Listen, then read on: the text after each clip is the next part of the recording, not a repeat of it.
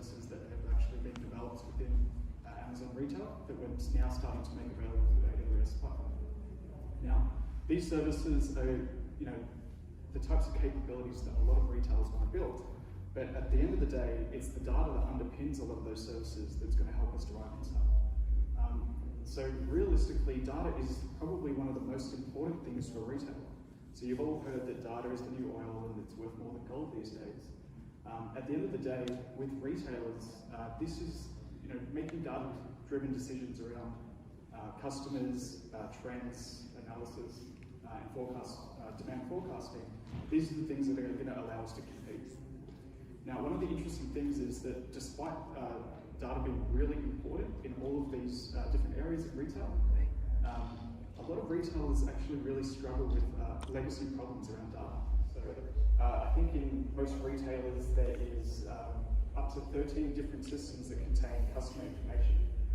And also, once you do start collecting data, being able to generate actionable insights, so things that you can actually take action on that will help your business. This is something that all retailers struggle with. Now, by investing in modern data platforms and starting to collect this data, this is how you're going to be able to start to improve on all of these different areas. Now, you would have seen in Andy Jesse's keynote yesterday, he talked a little bit about customer experience.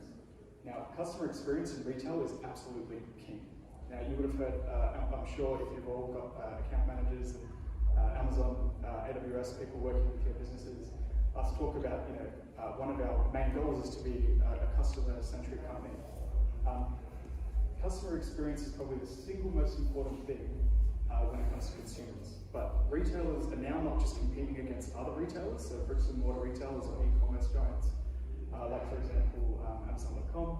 But at the end of the day, retailers are now starting to compete with the Ubers and the Airbnbs and the Netflixes of the world. And this is because they've disrupted how we interact with consumers. So they've basically trained consumers to expect different things from their customer experience. And this is things like personalization.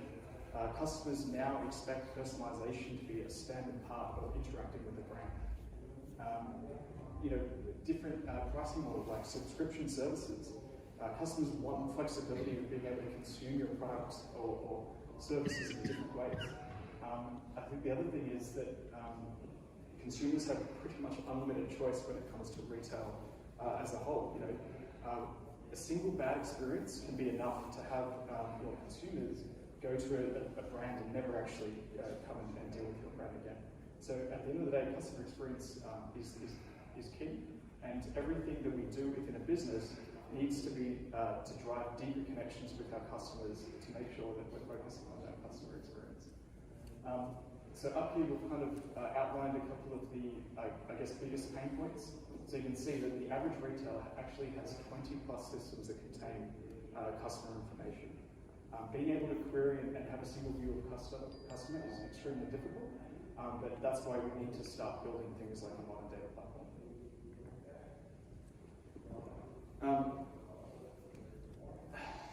For the retailers and customers that do start to build data and analytics capabilities and a modern data platform, there's numerous studies that actually have proven that there is a large impact to multiple areas in those businesses.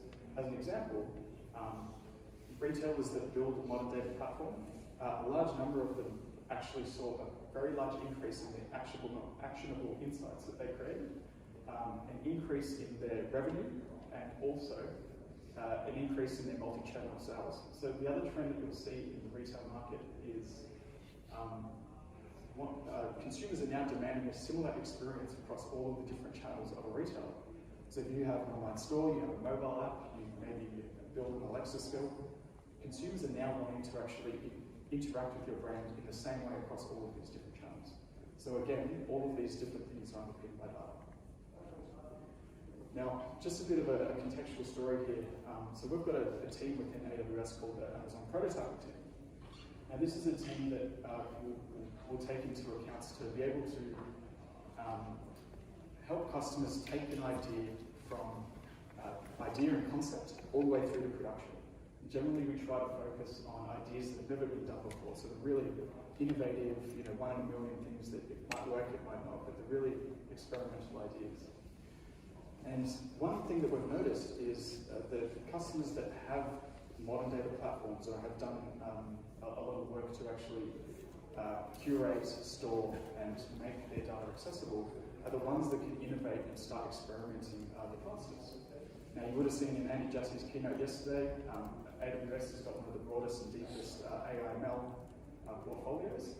And as an example, if you invest in building a data platform, you already have the data available to start using some of these services like Amazon Personalize, Amazon Forecast, and Amazon SageMaker. Without data to actually underpin any of these things, it's borderline impossible to get started at any speed. I'm going to hand over to Adrian, who's going to introduce Kmart Australia. Thank you, Josh. Just a bit of a poll in the room. How many people in the audience are from a retailer? Hands up. Okay. How many, keep your hands up if you've got a data warehouse. Put your hand up if you've got a data warehouse. Keep your hands up if you use batch processes to get the data into that data warehouse. I've got a couple, got a few, okay. So, just to get a bit of an understanding and help provide some context, thank you for that. So, before we get into the what we built and what it looks like, I want to talk about the who we are. So, we're part of the Kmart group, which is part of a larger conglomerate known as Wesfarmers. Both Kmart Australia and Target Australia are in alliance as part of the Kmart group, but we're very different organisations to Target US and Kmart US. Today we're going to focus on Kmart's journey over the last couple of years. As Josh said, we've been working with AWS for the last 2.5 years, where our first project was to move our data warehouse into AWS. So everyone says take a meaningful application and move it into AWS. Well, we've decided to be a bit bold and move the data warehouse. So a bit of history about Kmart. So yes, it's one of the most trusted brands in Australia. This morning, we had another presentation. Our CTO, Michael Fagan, had a statistic up there that we had 230 stores. Since his presentation, we've opened 10 stores, and we've now got 240. I think that we're at 236 right now. We've been 50 years in Australia, we've got 31,000 employees. And about 1 in 5 people buy home products from Kmart. We've gone from an organisation that was struggling, and we've turned it around, and I'm going to talk a bit about how that happened. So Kmart started as a joint venture with a local large grocery retailer and formed a joint venture with the SS Kresge company in the US in 1968. Kresge started Kmart in the US, and so that's where that synergy or that alliance, or whatever you want to call it, started. With the first store opening in Australia in 1969 in Burwood, Melbourne, which is in Australia. That opening day of that store took takings of $1 million Australian in today's money, which is about $4.50 US when you convert it, so about $1 million Australian. In 2008, the Kmart and Target Australia were acquired by Wesfarmers, which, like I said before, is a large conglomerate. And at that time, we weren't performing really well. We were an organisation who had revenue of $4 billion, but didn't make a profit. So, a lot of opportunity for us to be able to turn the ship around. So, why did we need to build a new data platform? So, we were a classic bricks and mortar retailer.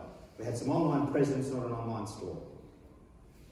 We had over 180 stores back then, and our products were designed and sourced through third parties. We ran sales most weeks, so on a Wednesday you might get the catalogue in a customer's mailbox, and then on the Thursday when the sales started, we'd have lots of customers coming in. That drove a behaviour where they would only come in on Thursdays or Fridays. When those sales were running, that's known as high-low. So that was the strategy that we had back in 2008.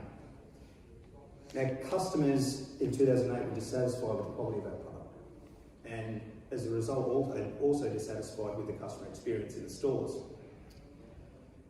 So between 1969 when our first store opened to the late around 1999, we were doing quite well. Products were good, customer experience was good, we got lots of customers through our stores. But after around the year 2000, things started to deteriorate, and our cost of doing business was far outstripping our revenue. So we really needed to turn the ship around. When Wesfarmers acquired us,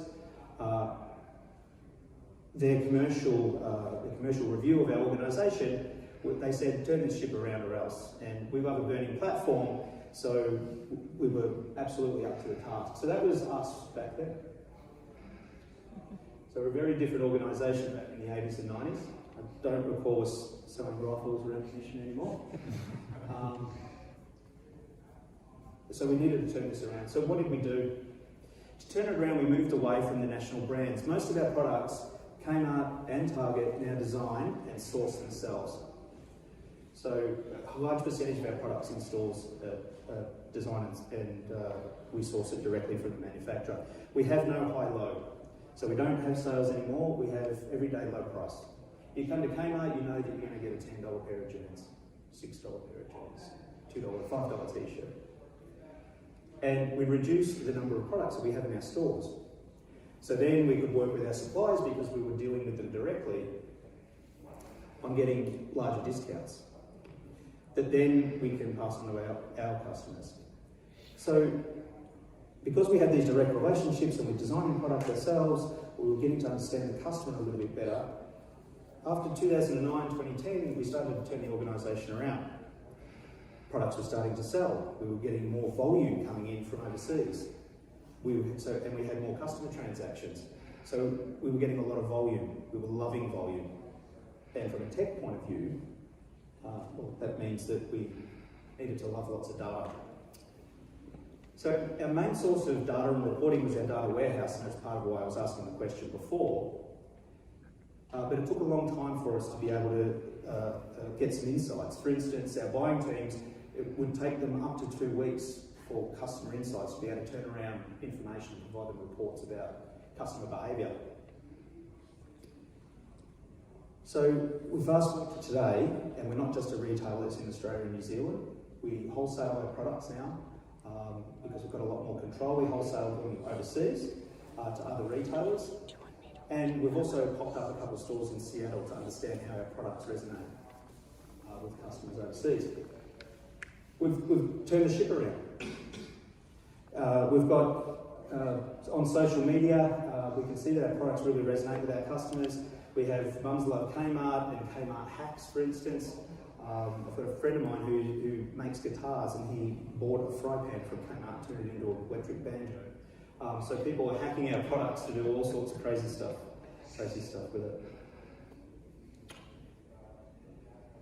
So we'll talk about retail a little bit. So retail is an interesting industry to be in. It's actually a microcosm of many different industries. You've got supply chain, you've got operations, marketing, technology,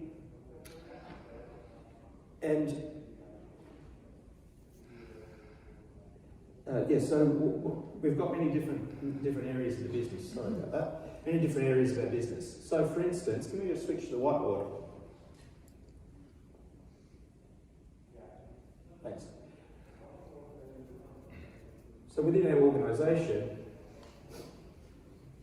we have these things that we talk about called silos. So we might have our merchandise silo, might have our supply chain and logistics silo, and also we've got our store operations. Now these are just examples. There's many other silos that exist.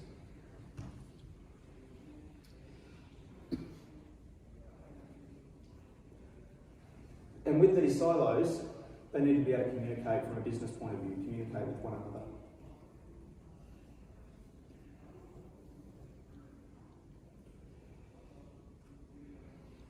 So what we did is we needed to understand what those silos were and the systems by which the data was kept within these different silos. That's why it's hard to get a single view of the customer, because we've got systems, I'm going to elaborate on this in a minute, we've got systems that within each of these silos that have the data locked away.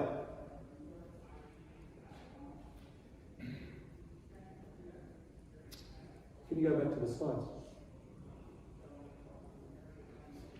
Okay, so what do we need to create? So we needed a platform that allowed us to remove the roadblocks of those silos, these silos that are up here. We couldn't build larger silos. We couldn't build another silo out here or a larger silo around it. It was going to be too costly and too complex.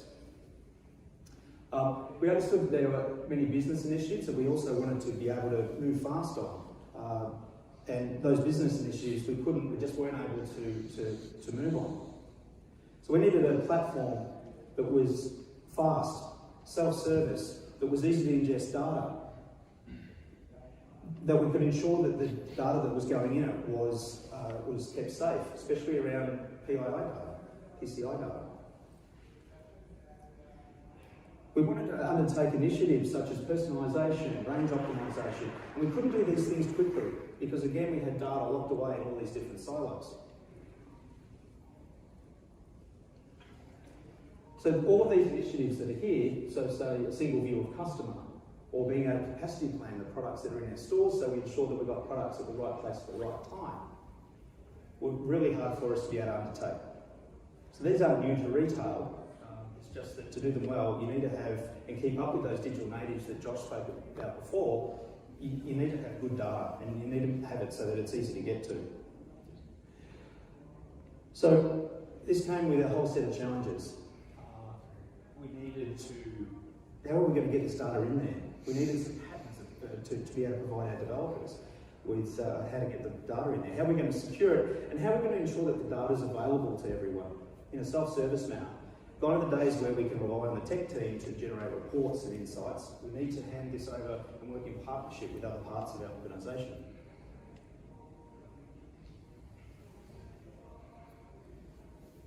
So in designing this system, this platform, initially we were thinking of taking the old school approach of building something and they will come. We'll take an inward view, we'll build our platform, we'll provide some patterns, and that should be enough. Everyone will just use that. But we needed to change that up. And so we took a leaf out of UX design and started to create personas of different parts of our tech team and across our business. And those folks that were going to use our platform, we wanted to understand how they wanted to use it. So we had buying teams that they need to understand how products sell together. We've got planning teams that need to understand how much to order from suppliers and when, and which stores to stock. We've got data engineers that need to maintain a data platform and improve it.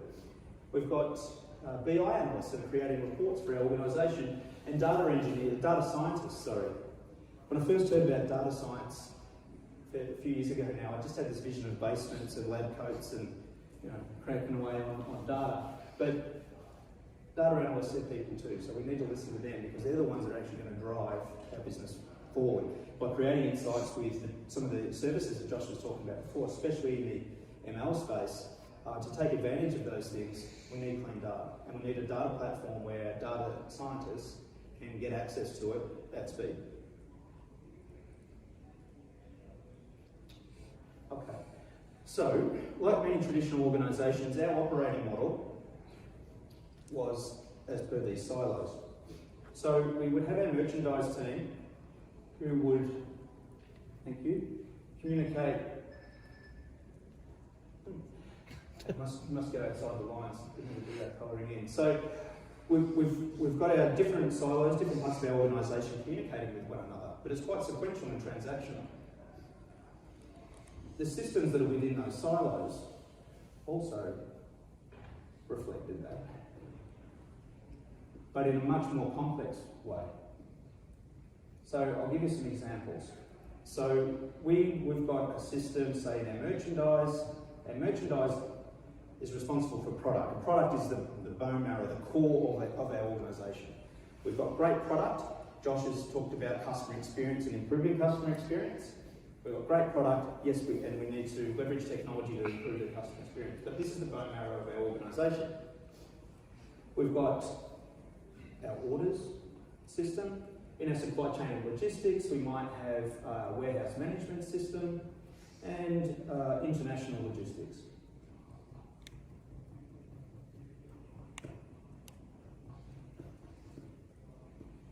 And then in store operations, we've got our stock on hand system and point of sale that we want to keep customers happy with. That's the systems, self-checkouts or point of sale, where we've got team members using them to serve our customers. So, our product application, in order for it to communicate with orders, we go and reach inside a database that's in the orders system, and we pull out the transactions and then enrich the data into the products application, and then we make sure that it's in the product context. And the orders system, in order for it to communicate with our warehouse management system, we create a file, and then we push that file using WebSphere FTE over to our WMS system, and then our WMS system, we've got an API, thank goodness. Got an API between these systems. It then uses a proprietary protocols to do some P2P, and then in order to ensure that we've got communication happening from our supply chain into our stores and understanding our stock on hand, we create another file and we push that file over to our stock on hand. And of course, our point of sale system needs to understand what stock we've got available. That's a really simplified but messy way of communicating in an organisation, not efficient at all.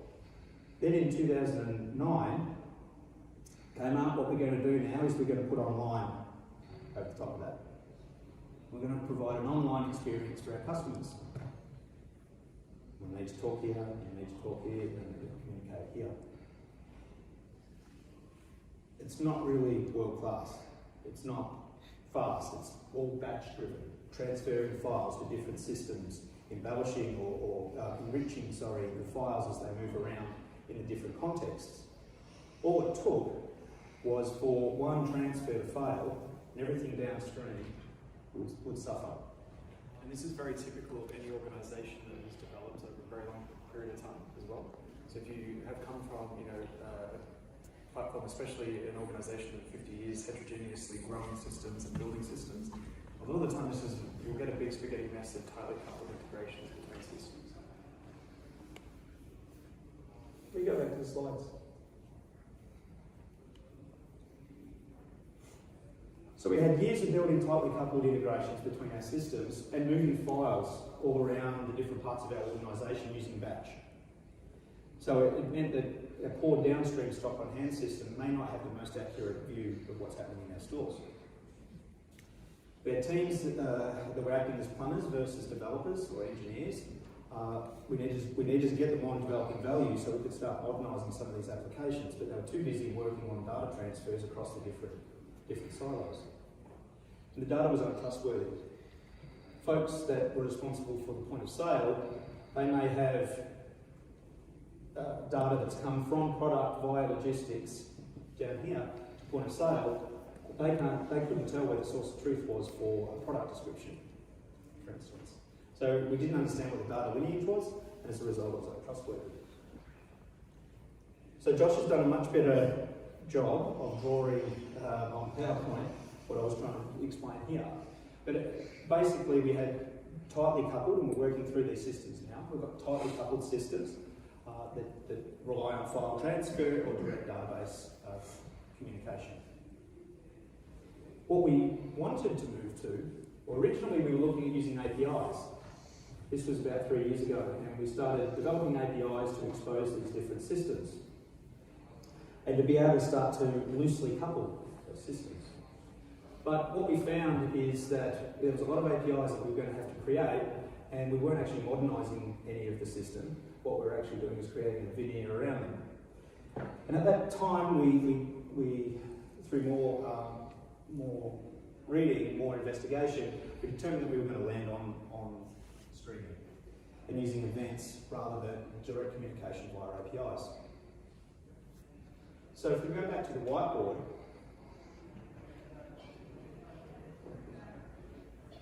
what we've got is a streaming platform.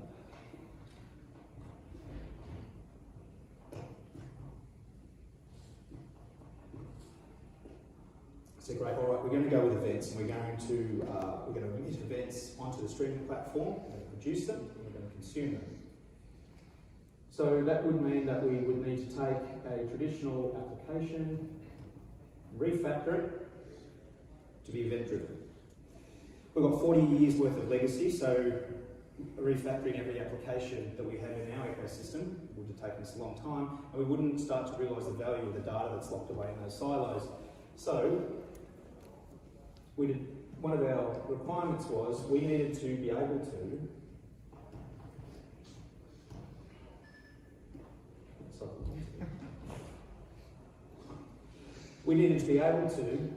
get value out of databases as quickly as possible, so we could start getting the data as messages onto our streaming platform and into our data lake.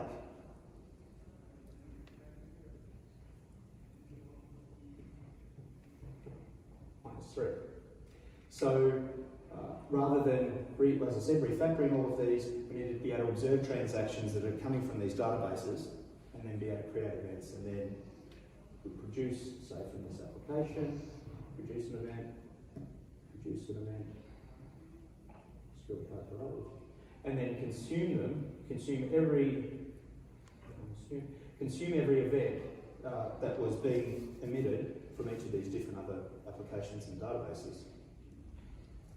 Now, we didn't want to make the same mistake that we've done before, where we're reaching into databases and just tightly coupling applications together.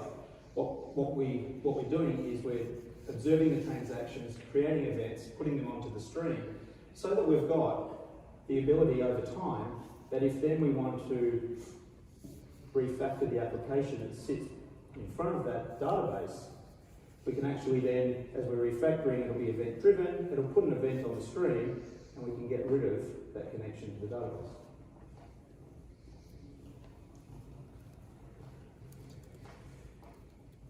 And so as a result, we're starting to strangle out the old applications and refactor.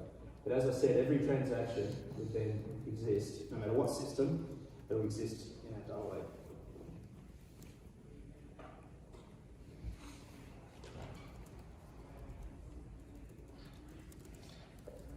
So, if we go back to the slides, so this is what it started to look like. So we've got applications communicating directly with the streaming platform, and we've got other applications that we're observing from the databases. And it means that we can realise value really quickly. The platform that we chose for the streaming, we looked at Kinesis, and Managed Kafka didn't exist at that point in time. So we looked at Kinesis and Kafka. We decided to go with Kafka because of the ecosystem that's around Kafka. With Confluent or through open source, there's many connectors for databases and SDKs available. And at that time, that's what we needed. We needed to be able to connect to our databases to realise value from the data.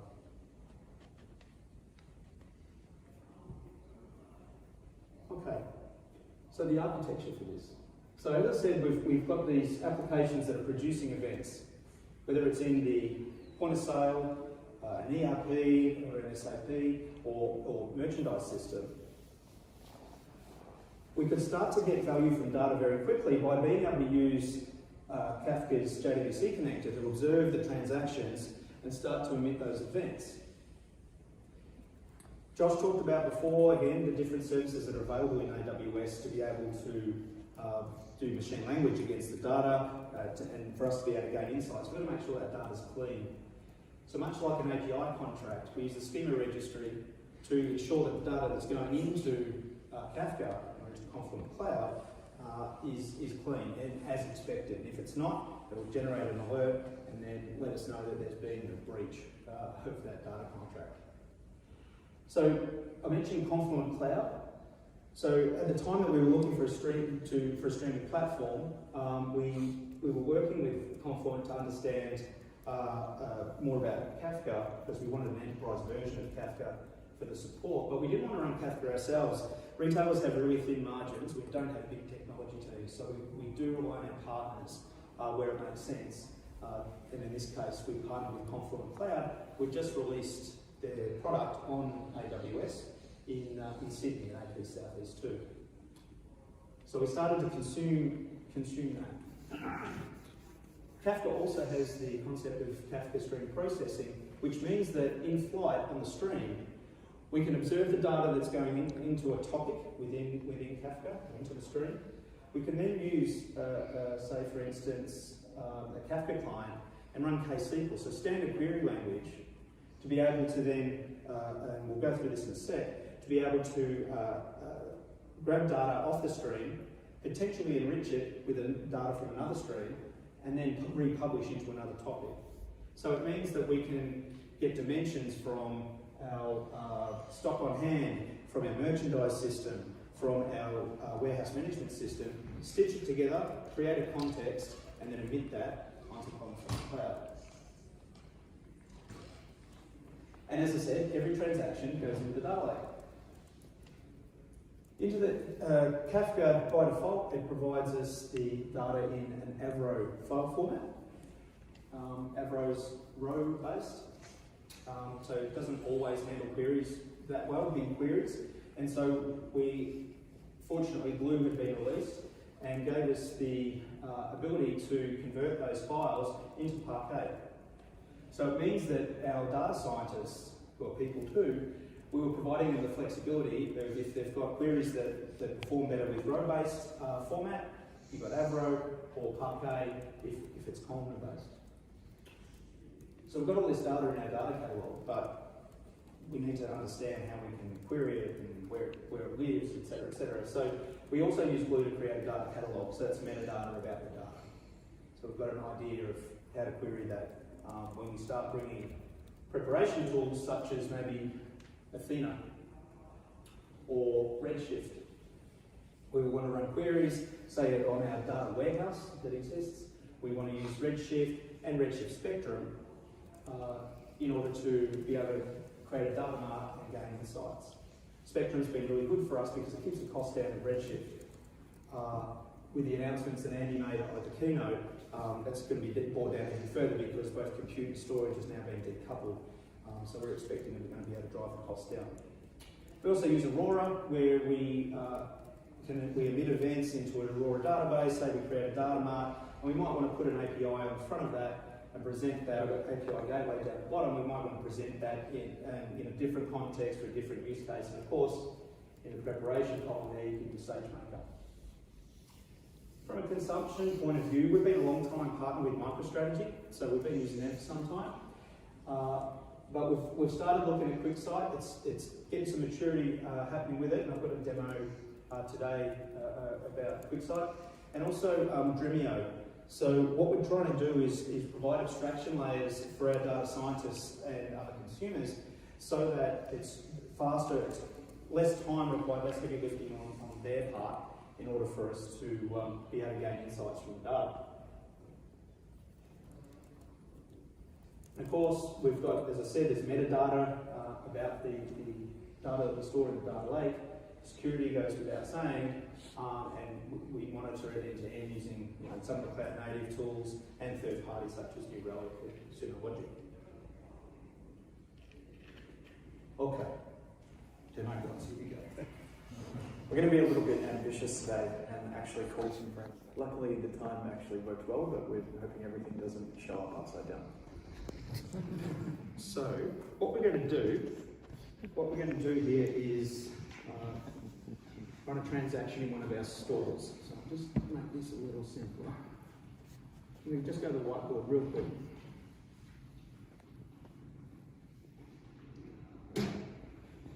Okay, so in our store we've got a database, and that's hooked up to our point of sale. What we're doing in this instance in AWS, we're running a container that's running a MS SQL. So in each of our stores, we run a SQL Express database, keep the cost down, nice and free, but Microsoft.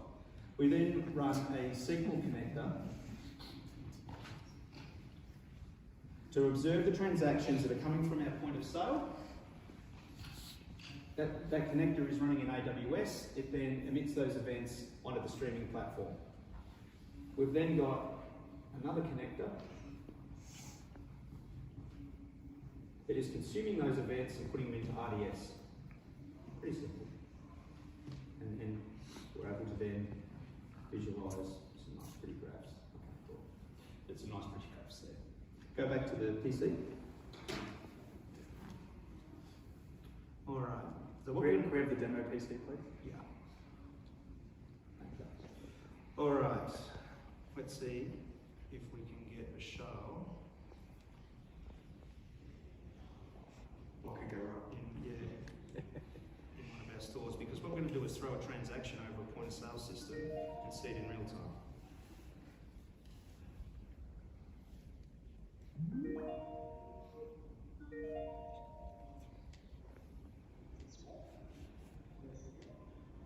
Hello.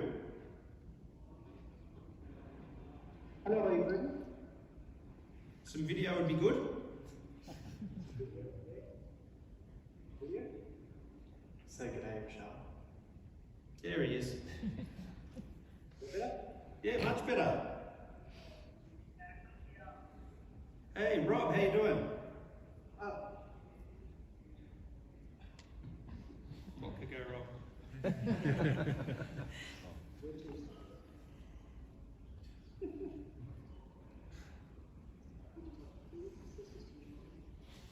Vishal, are you there?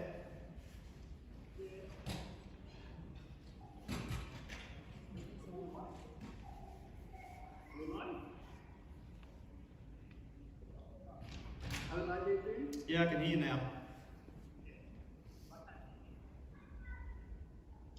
All right, I'm going to hang up from these guys and we'll run through the rest of the demo. Unfortunately, we're going to have to get a live transaction across. There's always plan B. There is always plan B. So, where's the transaction that we've performed earlier? Okay, so as I said before, we're able to use standard query language in order to be able to query our data platform. And we know our data platform, it's called Sophia. Sophia is the goddess of wisdom and knowledge. So at Kmart, we call our platform data platform Sophia. So one of the transactions that the team put across one of our checkouts was at store, if you can see that, zoom in, at the Endeavour Hill store in Melbourne, on register number 22, just here. And the transaction ID for register 22 was 0419. So we do is just a select on that and we get a return from Kafka telling us that, yeah, we've got that transaction sitting on Kafka.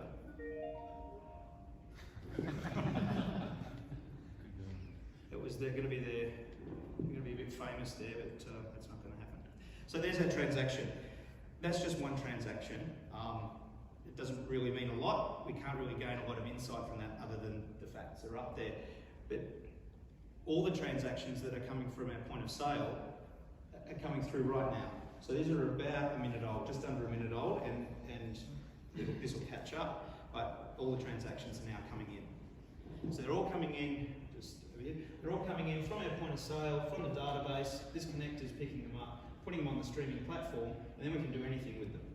Again, we've got our data lake here, S3, and we've got data that exists in there. And for this demo, what we've done is created another data mart on RDS, and we're able to start to visualize that data. So what does the visualization look like?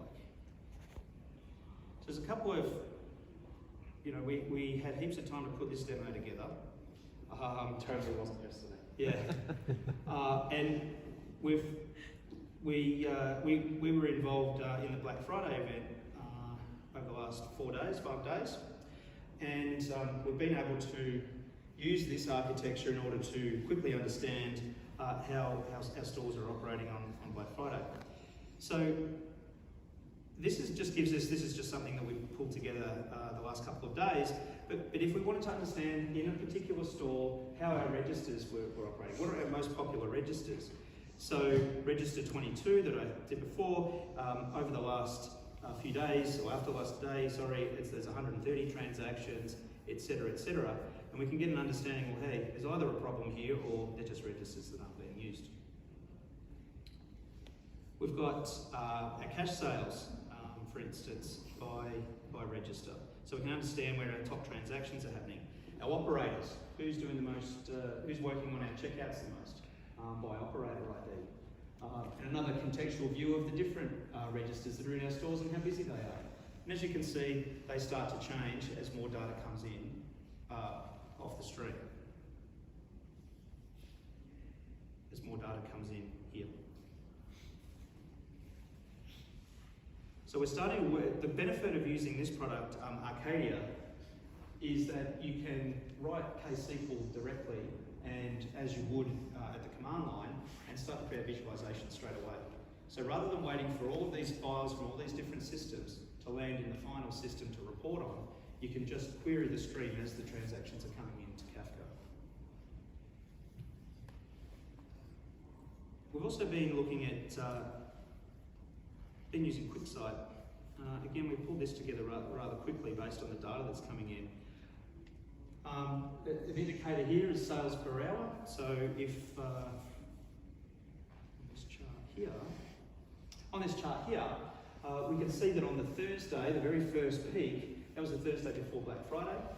Next peak was Black Friday, and then on the Saturday, which is when most people are shopping, we had a great peak. You can see the other days preceding Black Friday, we started to go back to regular programming in terms of sales. An interesting one that Vishal, who you saw really, really briefly there, I needed to understand, well, what are these little peaks? We'd never seen this type of data before, we'd never seen this information. 4 a.m, 2 a.m, what's happening? Have we really got that many customers in our stores at 4 a.m? The answer is no. The reason that the data's like this, visualised like this, is because due to the batch nature of some of our systems, we actually take the database offline, do a re-index and then turn it back on. It catches up and then here's the data. One of the features that were released in QuickSight is using forecast, and it's using an ML algorithm in the background to be able to forecast, and it's super easy, to be able to forecast based on prior data. Results may vary. Results may vary, yeah. Depending on the potential trajectory of your sales. Now, there's not a lot of data in this sample, so it's probably not as useful as if you had many more weeks of data. But we've got sales by state, New South Wales and Victoria doing well, and New Zealand friends are way above their average there. They've got not nearly as many stores as in Australia, so they're doing really well. Here's some data about Black Friday. So we had some Black Friday only products that we were selling. So egg chairs and e-bikes, Hollywood Mirror. And during that Black Friday, these are the top sellers.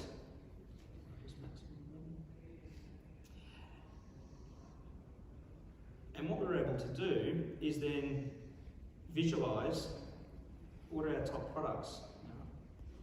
Black Friday's finished, so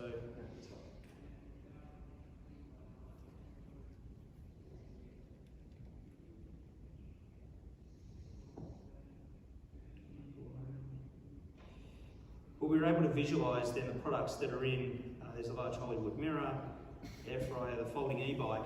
So these are products we only had available that sold out for Black Friday. But we were able to get an understanding, and we want to transpose this onto Arcadia to be able to understand in real time how those products are performing in our stores.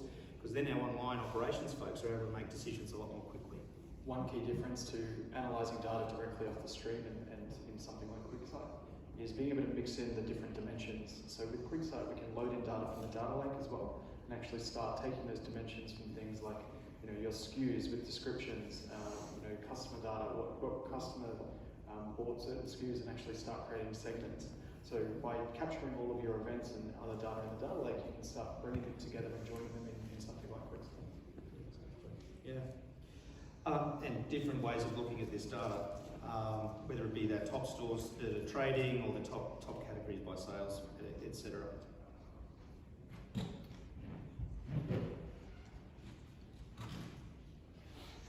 fortunately we weren't able to get Skype going, but that's always video conferencing.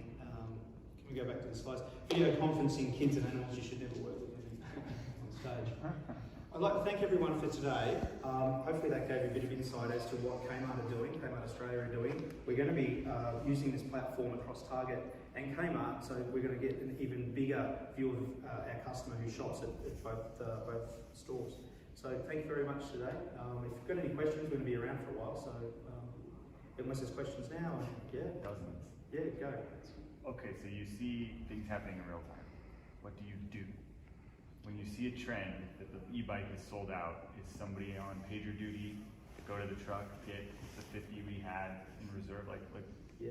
Tell us about the actions you take. Yeah, so the 50 in reserve doesn't quite happen. We won't necessarily hold inventory for holding inventory's sake.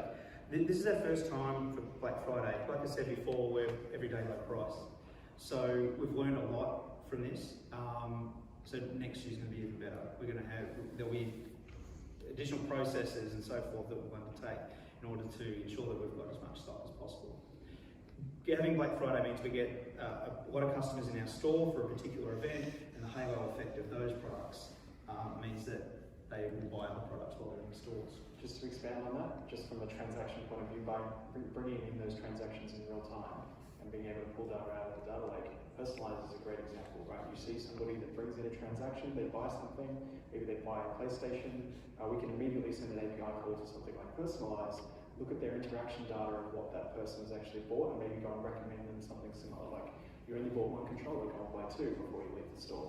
Okay, so this is very interesting. So you have a connection in the cloud to maybe do a proactive SMS or a notification via an app or something like that.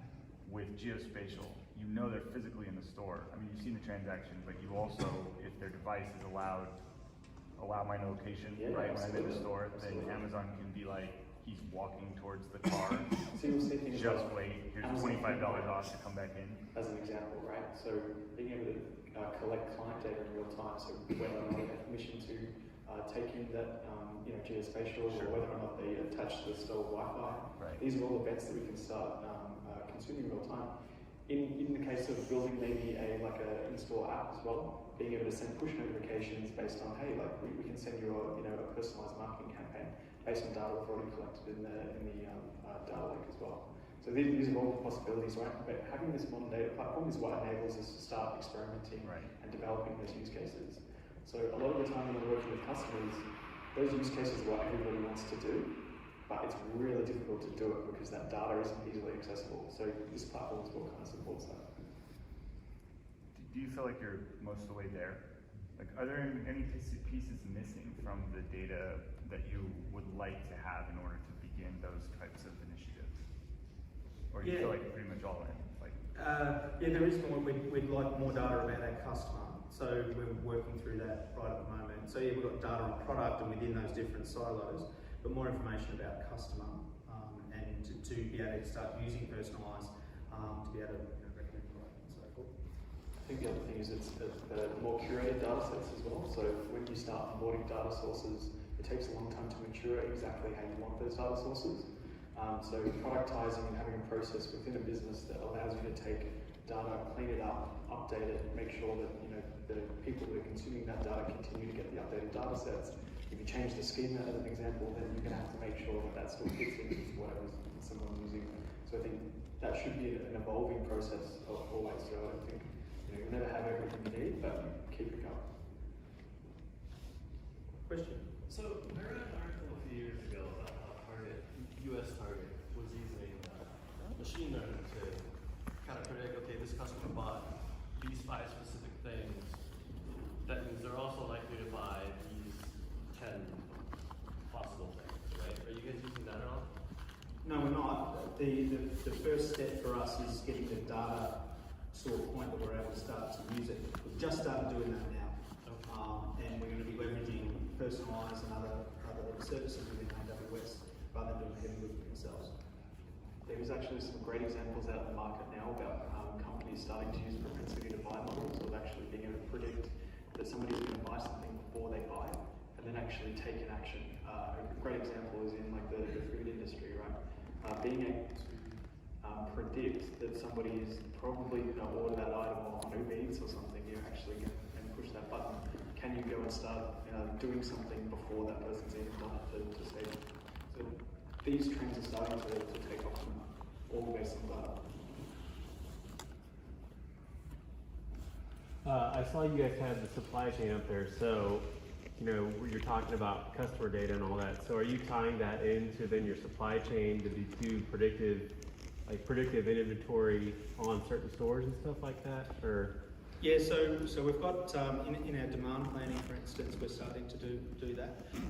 It's not yet using the streaming platform, but that's certainly, once we've got the data and the transactions, or the data and the transactions in there, then we can enrich it and create models and do anything with it. But the first part is getting the data in there, but yeah, not quite yet. I might give you an example of a prototype that we created as well. So using the AWS prototyping team I mentioned earlier, and some of the data out of this data platform, we were able to create a solution that would actually do market basket analysis and product attachment rates. So what we do is basically take sales volumes of what items were actually bought with other items and at what rate. So as an example, we noticed at back to school time, we were selling like school exercise books as an example. You could see using this prototype that we built, how many the best-selling items with that just so happened to be school shirts. So can you take an action of going and positioning exercise books and school shirts somewhere in a store that will help those products sell together? This information will also start to be really valuable to in a wholesale business or B2B.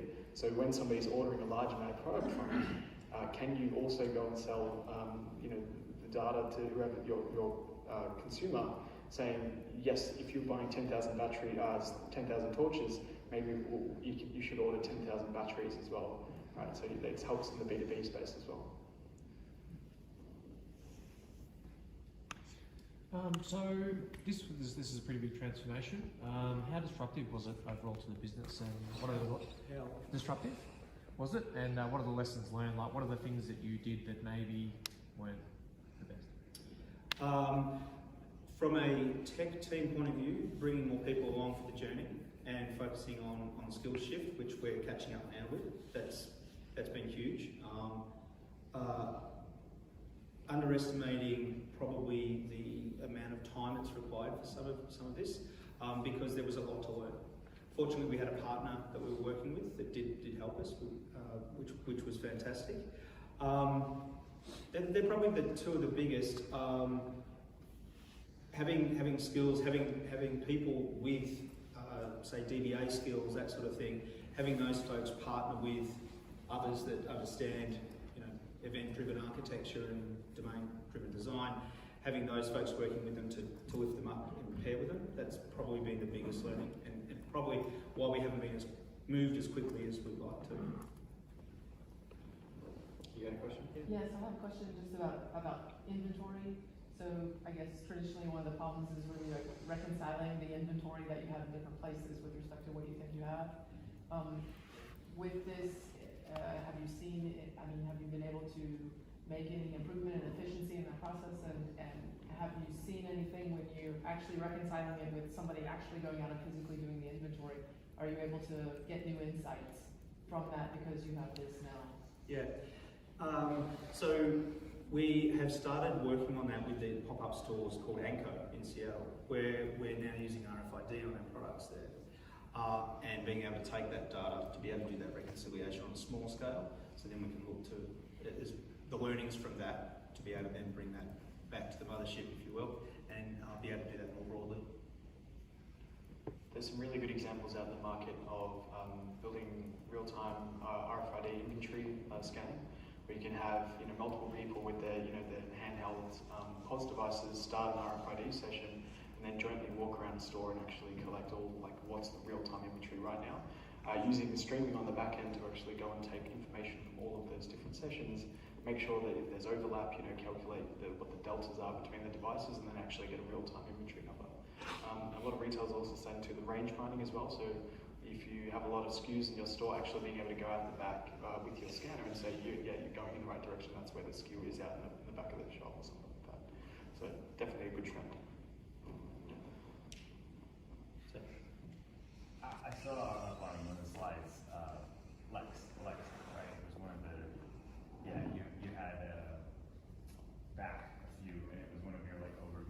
So the question was, and I was in the session earlier, right? And you mentioned to me we'd like more data about our customer, like the CX side instead of the OpEx side. What are you guys doing to grab that from the customers, right? How like you can't just reach into their head and pull out their thoughts. So how are you actually going to derive it outside of buying behavior? That's all like looking out the back of the car and seeing where you've been, right? I want to understand how you guys think about looking out the front of the car where we're going. So so you talked. There's a couple of themes in there. Yeah. One of them about looking in the customer's head. So we're working with a third party at the moment on getting more information about our customer and being able to enrich the data lake to understand those customer behaviours. But what we're doing is we're taking what we're doing from an online point of view and what we're doing in the store and starting to work with that data to understand more about the customer. And yes, it's looking in the background to start with, but then you can start asking the questions based on that data about the what if to be able to then full project. So we're nearly at that point. So that probably was a great question. If you could capture every conversation between an employee and a customer and somehow put that into this, I imagine that would be pretty, I mean, it's unstructured versus structured, right? It's the classic ML, like how do we wrangle unstructured data? That's actually starting to happen in contact center environments. So being able to stream conversation in real time, do sentiment, and also, what's the context and topics in those conversations.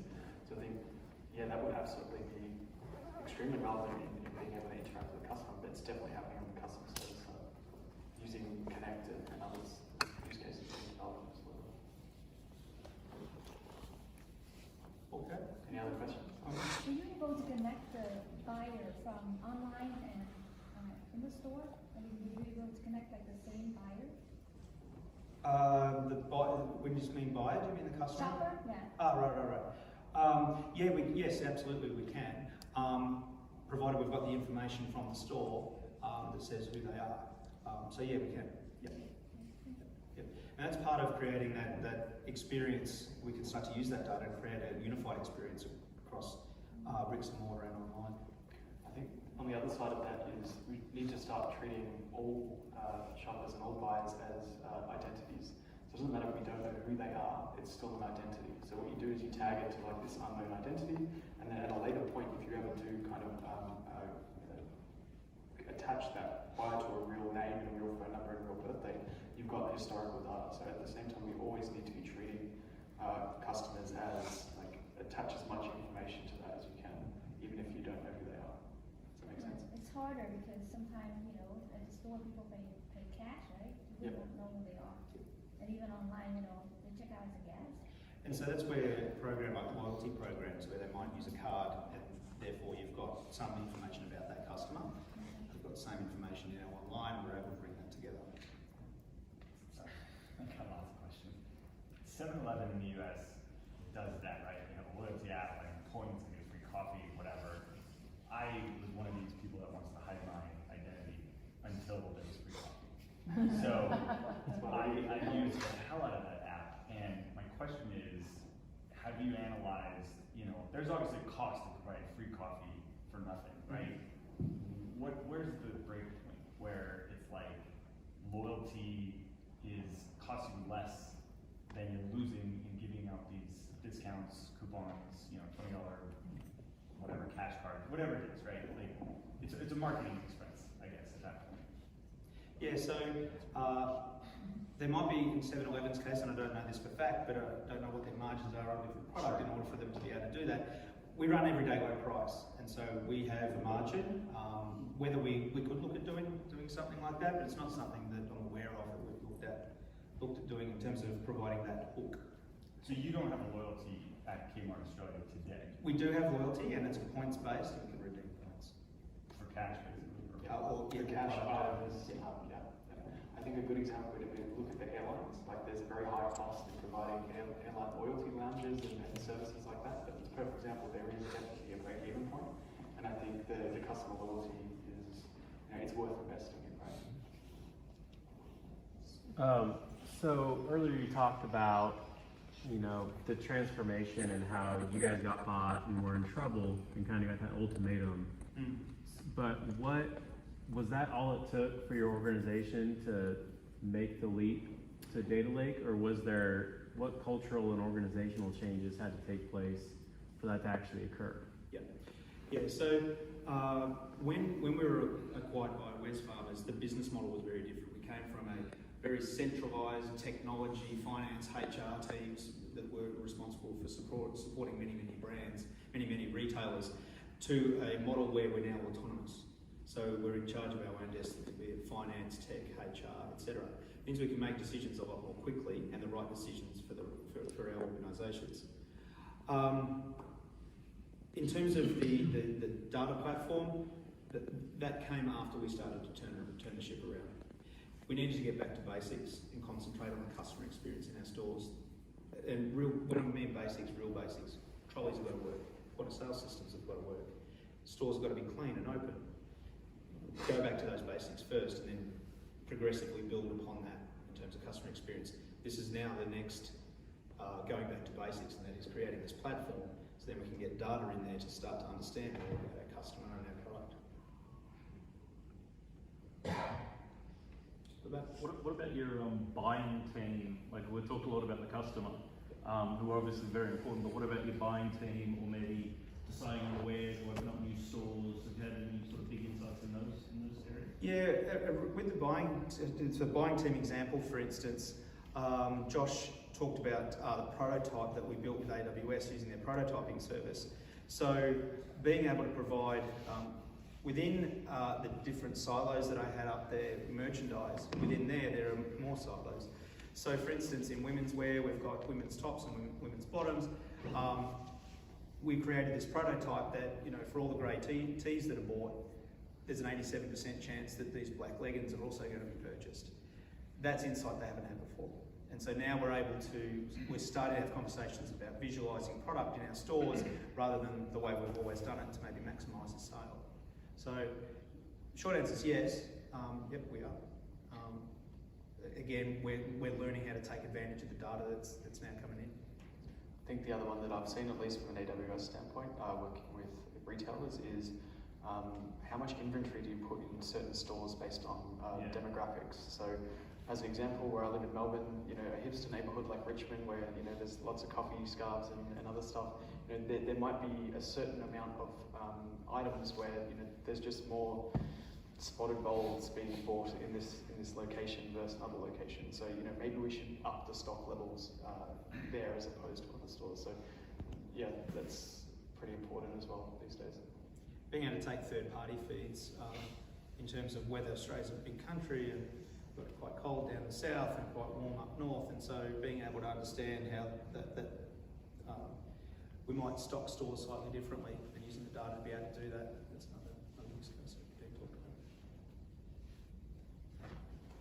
So I'm curious, is Kmart in Australia the same as in the US? Yeah, we kicked that off at the start there. Yeah, so they're not. They're by name. That's the only link. So both the Kmart Group, which is Kmart Australia and Target Australia, there's an alliance there. They're separate organisations, completely autonomous, just joined by name. Oh, okay. Because I noticed the logo is a little bit different, right? Yeah, very different organisations, for sure. Okay, thank you. We're over time. Thanks for coming in today, and I hope you enjoy the rest of re:Invent. I know that we're between you and beer, so thank you very much for coming today. Awesome. We'll hang around for any other questions.